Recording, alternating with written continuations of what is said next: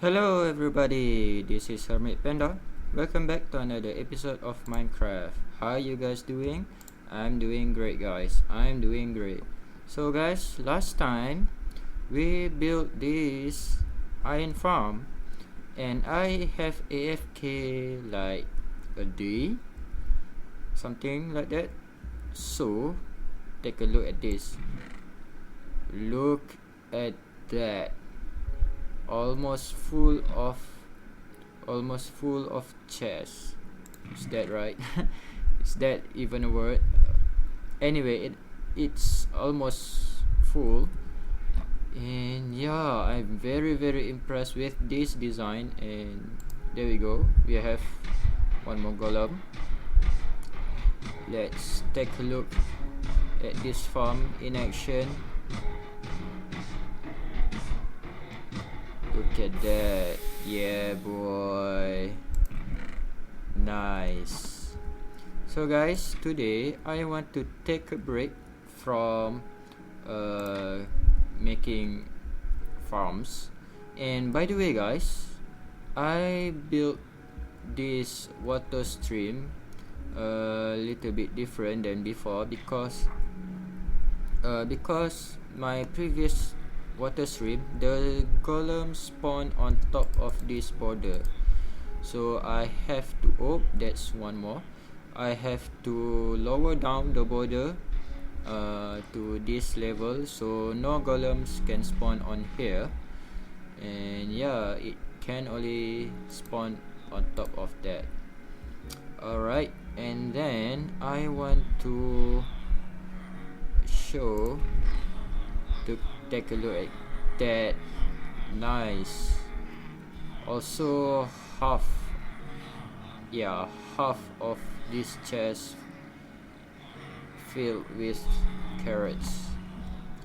Alright, so now I want to head back to my original place at the east there, and I want to build my own home because currently I don't have any home. I don't have my own house, and yeah, so I want to sort out my inventory first, and I'll catch you at my place there. Alright guys, I actually want to be honest. Actually my first base, the first episode I set my first base somewhere in this world. I forgot the coordinate and I totally lost. I have walked a few minutes now, like half an hour, yeah, something like that, and I haven't found it yet. So as a backup plan, I want to set my new base here, because over there, just opposite that hill there, is where my iron farm and my villager breeder. It's relatively close to my so-called industrial area where I make all the farms. And here, oh my god, where is my bed? Oh yeah, and here I want it to be my residential area. Yeah, so the first build in this area is of course my house. First, let's put this crafting table, and I want to make a couple of chests, probably 4. Nope. Alright, that's fine. Okay, let's dump all this here. Okay, let's sort out all of this Okay, alright.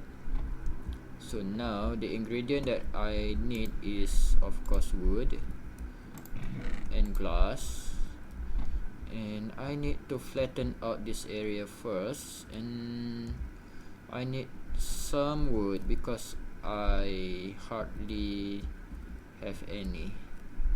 So yeah, so I want to chop this wood first, and I'll be right back. Alright guys, I'm back. So I plan the house that I will build is about this big. About this is one chunk of land, but it probably get bigger than this because I look up on Google Images, and the house is quite long. Because the concept of the house that I want to build is based on a traditional Malay house in Malaysia. So yeah, that's what I'm looking for to build this house. So I have laid out a perimeter. This is from this block to that block to that block, and that corner there is one chunk. Alright, this is the boundary of the chunk. And yeah, so guys, I think I want to have a chat with you in the form of time lapse while you watching me building this house, and let's get into it. Hey guys, today I want to talk about toxic people. By definition, toxic is a poison that affects the victim worse and worse over time. Same goes to toxic people. Basically, these people are affecting people around them and making them feel worse and worse every day. This is one of the causes of depression, low self-esteem, and anxiety. So today I want to tell you a true story that happened to me about these toxic people. Well, you see, I've been a research engineer for over a year now, and at the same time I'm doing my master degree. At first it was fine, like everyone is okay, but over time these people are getting toxic more than ever. They started to insult my personality, hobbies, personal space, and time. For example, like this: I work from morning to evening, like 8 to 5 p.m. So at 5 I just pack my things, my laptop, my books, etc. And then this particular one guy said, "Hey, your supervisor is not going back home yet. You cannot go home." I was like, "Dude, it's already past 5. Why are you so bossy? There are so many other people who cheated their working hours, like going back home or not even coming to work. Then why nobody say anything?" Then he was comparing the current time with the time back then when he was studying. He said that like he going back late at night, etc, yada yada. I was like, "Dude, I've done all that, and I didn't get any recognition or even bonus for overtime. Now all of a sudden you whining about me going back home on time." And also about this one woman, she keeps saying about me being the childish, not the childish, like she keeps saying about me being the youngest, yes, that's the word, the youngest child in the family. Like, I can't do a single thing without my parents. That's what she assumed. Like, for your information, I even advised my father how to do the electrical wirings in my house. how the conversion works, how to connect one node to the other, and things like that. Like, she should know her place. Know your place, granny. So so the moral of the story is, do not be a toxic person, and if you encounter them, just smack them in the face, regardless what their age are. Because all these people are far older than me, but I feel like I really want to smack them in their face, but I was taught by my teacher and my parents, do not be rude, like, no matter how it is. And I'm not smacking their face just because of my parents and my teachers' teachings. Alright, if it's not because of them, you know what will happen. So just smack them in their face, regardless what their age are. Your dignity and honor are far more important. Do not sacrifice it just for impractical respect for these people. Anyway, let's get back to the video.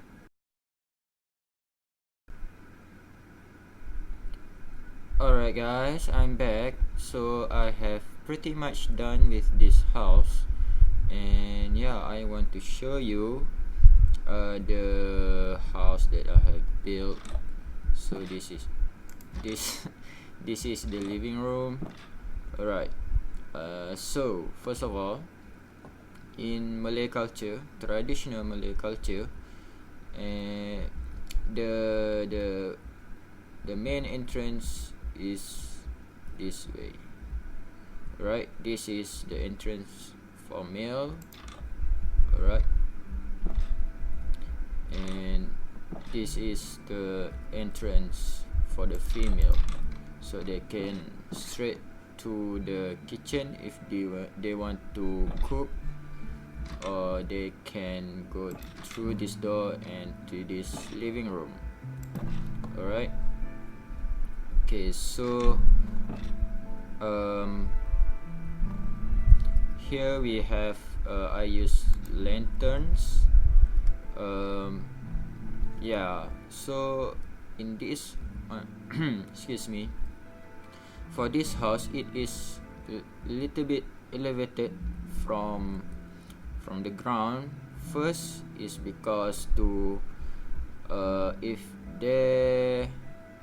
there's flood in this area, for example,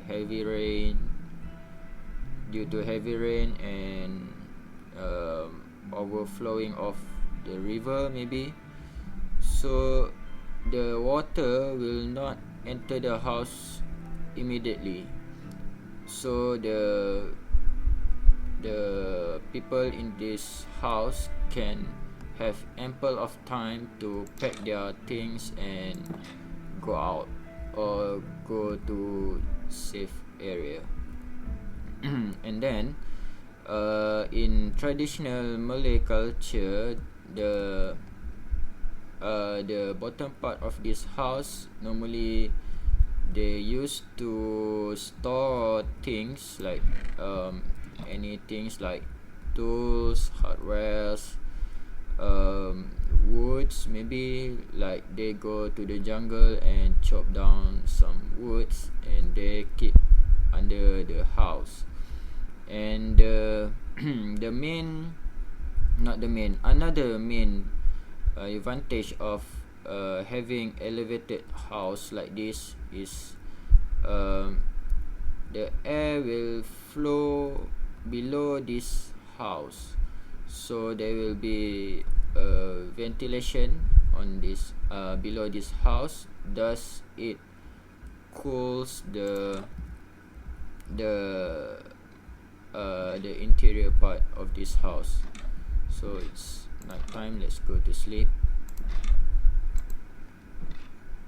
There's a lot of features in this house. Actually, when I think back, about the design, the traditional design, I have come to a conclusion that our ancestors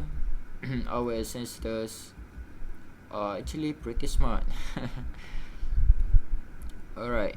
Okay, what else? Okay, so the main reason the entrance for male and females are separated is because in traditional Malay culture we are influenced by religion called Islam.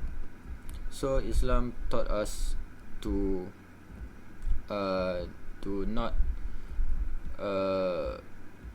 like mixing male and female too close. Like if I only have one entrance here, so the male and female like will be like very crowded at one entrance, and there will be most probably there will be sexual harassment. So our religion prevent that, so they taught us to make two entrance, one for male, one for female, so the female can go here, so no sexual harassment, and male will go here. Alright, so when they enter the house and the female comes from here, there will no mixture in for the people. Like there will no possibilities of harassing one and another.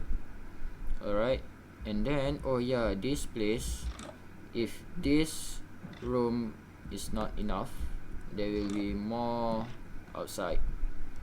Like if there are relatives that come by, we have a lot of relatives and there's not much space, so they will hang out here outside. Alright, and then that's one of the feature. And then the main reason why when we enter we see a blank wall and we have the door here is because when we enter we don't see what's inside the master bedroom. This is to protect, or to